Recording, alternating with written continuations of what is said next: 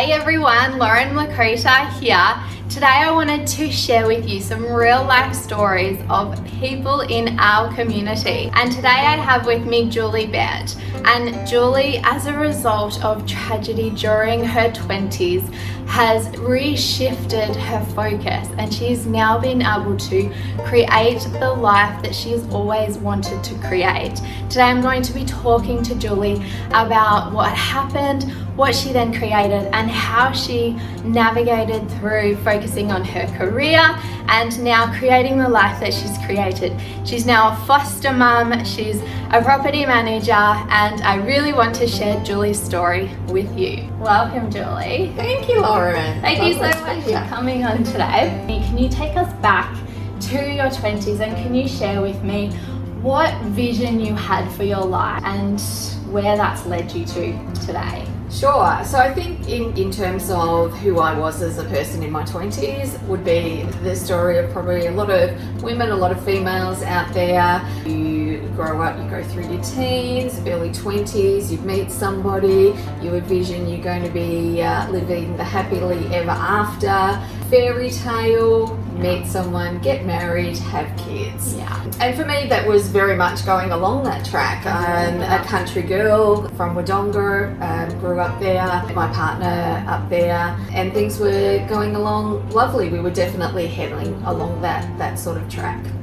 Unfortunately, Bill died and it was a sudden death, and I was nearly 27 at the time. Yeah. So for me, also I was a very young 27, so it was all a whole new experience. Of course it would be somebody suddenly dying and your whole life ends and changes in a split system. Absolutely. Yeah. So I think for me, then I had to look at what my life was going to be and take it from there. And I've actually created something that was completely different than what I could imagine when I was in my 20s or my teens or that as well. Yeah, and thank you for sharing that That's with okay. us, Julie. Yeah. So take us through what it is.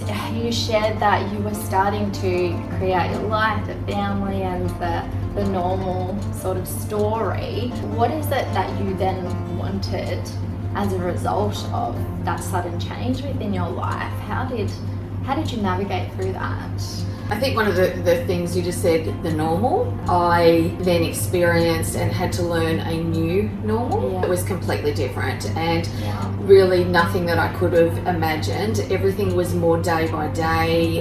There is anyone who's gone through sudden death or any sort of trauma, the shock of that and what that does to you, both from an internal and external perspective, you can't contemplate at the time. So for me, it was hard. My life didn't fit for me anymore. I think that was the biggest thing. And then I had to then recreate a whole new life. So for me, that meant actually leaving Wodonga where I grew up, moving to Melbourne, investing more from a career side, very much throwing myself into my career.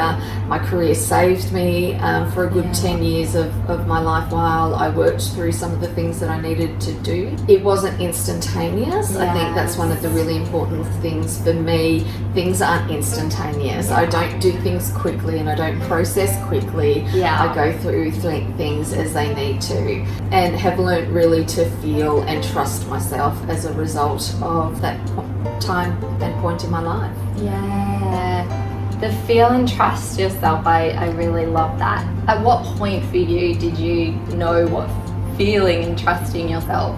Can you share what that means for you and how other people could tap into that? I actually think that's probably my hardest lesson that I've had to learn. From a personal perspective. And I think I'm now in my mid-40s, 50s approaching. And I'd actually have to say it's probably only been in the most recent of years that I'm really starting to connect to that side of me. There was a certain relief, I'll be honest, once I turned 40. I don't know, there's something magical about the 40. Tell us about 40. I think it was leaving the expectations behind. Yes. So whilst I was in my 30s, there was still a lot of hope around, even though I had lost Bill, there was still a lot of hope around meeting that next person, having a family, and that didn't eventuate for me, and in that traditional sense it still hasn't. So I think once I hit my 40s, it was just like I can just be me, and that's really what I've learnt to do, and probably invested a lot more into doing over the past few years. And it's not always easy. I still trip myself up, I still make mistakes, but I'm probably more comfortable in who I am, and being okay with who I am, and my story, who I am now.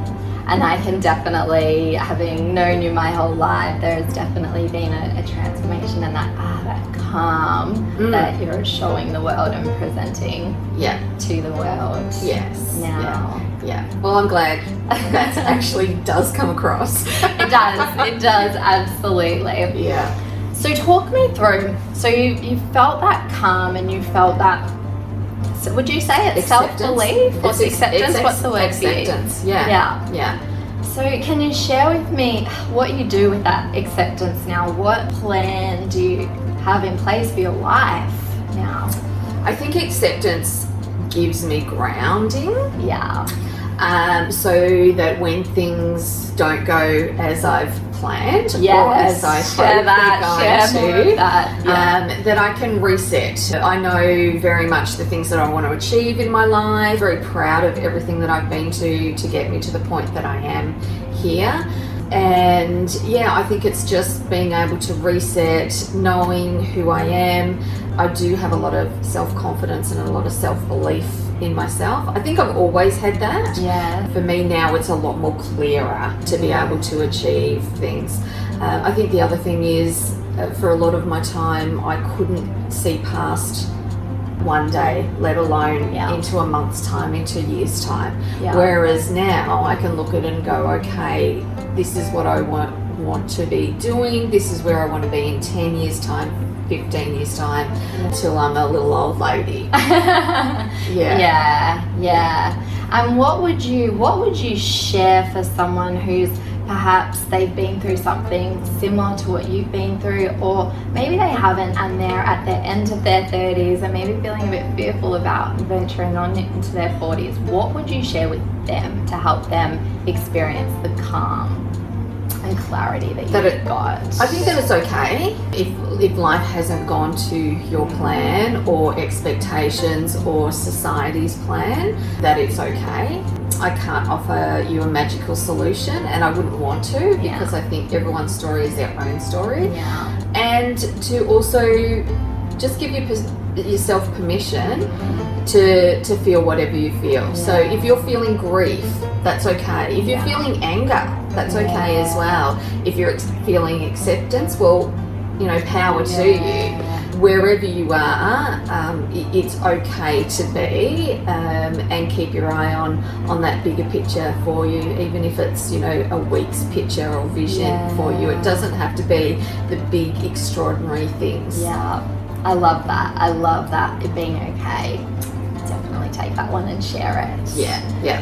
Can you share with us some of your achievements? So you've hit your 40s. What are some of your achievements in your 40s? And if there's something beforehand, share that with us as well. But share some of these achievements that you have created. Yeah, so I think firstly starting with my career. Yeah. So I'm a department manager. I run a property management team in Melbourne. Yeah. I've invested to myself from a self-development point of view. Yeah. So that was massive for me in terms of my growth from a career development aspect. I think also getting to the place where I am at the moment, I work for a great company, I work for great bosses, I've got an amazing team, and knowing how much I've invested into that to create that. So I'm now in a position that I am able to focus more on myself. The career it has handled itself, or it's where I want it to be. So I can now focus more on myself. One of the things that has been important to me is fostering. Yes. So that's always been something that I had wanted to do. It was in the back of my mind. And then when my life hasn't eventuated the way that I thought it was going to. Again, in my 30s, that seed was planted and started ticking along. So interestingly enough, where that came from was very much an influence from my teens. So I'm lucky enough to have grown up in a wonderful family. I didn't have any out-of-home care experiences, but what really influenced me was the TV show Home and Away. Being a teen and that coming onto Australian television, it was just incredible the impact that it had, and it's just stayed with me my whole life. So once I was in my 30s and it very much looked like it wasn't going to be, I was not going to have the traditional family, then this all came up again for me. One of the things that again I had to have the next achievement in place before I could do the fostering was to have my own home. I before then was living in apartment style in a city, Melbourne, St Kilda, Paran, in one bedroom apartments. That's not conducive to have that whole fostering lifestyle. So I then focused on getting my own home. Again, was not something that was an overnight. There was so much work that went into that. It was a long process. So when I achieved that, again, that was something that was massive for me. And then I went through the whole training, the fostering, applying for to be a foster carer, which was a process that took about 12 months. So I would say if anyone is considering fostering, very much give it a go. It's incredible, just the amazing difference that you can make to a young person's life. And you think you are doing something so small, but it's so much for them. So it's just incredible. And I'm very grateful in terms of everything that I've achieved to date has allowed me to make room in my life that I can do that now. And it is a balance, I'll say that. Very much there are times when the needs of my career seem all-consuming, and then there's other times when the needs of being a foster carer need and do take away from what I can and give work. But again, I have amazing supportive people around me that I'm actually able to do all of that. So very much am creating that life that I have wanted, and proud that I am living it now. I love you sharing that, and I love what was the seed planted from Home and Away. I know. Now, is what you created for your life, to, all of this, to be able to give that, and the impact that you are having on the lives of your foster. And I think that, even with that, like if you've got this tiny pearl of a dream, don't disregard it. Doesn't matter where it came from. It just, if it's there for a reason. I love that. I love that. So your biggest transformation, share that with us. I think it's everything that I've been through since my 20s. I would have to say, when I was a kid, when I was a teen, when I was in my early 20s, everything did come very naturally to me. And then when I was in my 20s and had this major trauma happen, I was completely unprepared, as a lot of people would be. You don't know what's around the corner until you're hit with something and how you cope. So for me, it would be having invested in myself, believing in myself, even at the times that were particularly hard, or those dark days, just being in a position to just keep persevering and keep going. I was lucky, as I said before, my career did save me, and I was lucky that I had something I loved and was able to find comfort and security in that as well. My transformation, again, hitting the 40s, having that acceptance, and then just going, okay, it's okay, and now being at a place where I can concentrate on me and not feel selfish about it. I think a lot of women do feel selfish, concentrating on themselves, and that doesn't have to be. There's ways that you can balance everything, and it's not going to be easy for you, and that's that's the way it is, but you can have a little bit of everything. Absolutely, and look at that impact that you can have on the foster children as one example, as a result of looking after you. Yeah, I think that's pearls of wisdom. Absolutely. Look after you. Love it. Yeah. So if you could give some advice back to your 20-year-old self, Jules, what would that be? I'd have to say, don't be afraid. Yes. Yeah, I think it doesn't matter what comes up for me now, I will find a way to go through that, break through it, and come out on the other side. So I think that's a very powerful lesson. Give myself permission to feel whatever I feel and know that that's okay. And I think also surround yourself with the people that believe in you and understand you. Find your voice. That was another thing that was a big transformation for me. Finding my voice and being okay with who I am. Yeah. So I would say all of that. I think in this day and age, particularly with social media, we look to the external rather than the internal. And I think if you can find the support and surround yourself with the people that matter and believe in yourself, leave the rest behind. If it means you've got a smaller circle, be really grateful for those people, and just love them. I love that. I love that gratitude for the people that believe in you and that will lift you up. Yeah. It's key. Yeah. So what do you want to be remembered by, Jules? This is our final question. What do you want to be remembered by? It's almost like what's going to be written on your gravestone, isn't it? Yes. What would you love written on your gravestone? I think for me would be that I made a difference in somebody's life. I don't need the very big and the wow. That's not who I am. But being kind and being known for being that person that you could go to, that understands you, that doesn't judge you. That's they're things that are really important to me. And if people were to remember me for that, I think that's a pretty awesome achievement. That is awesome, and I can tell you, people will definitely remember you for that.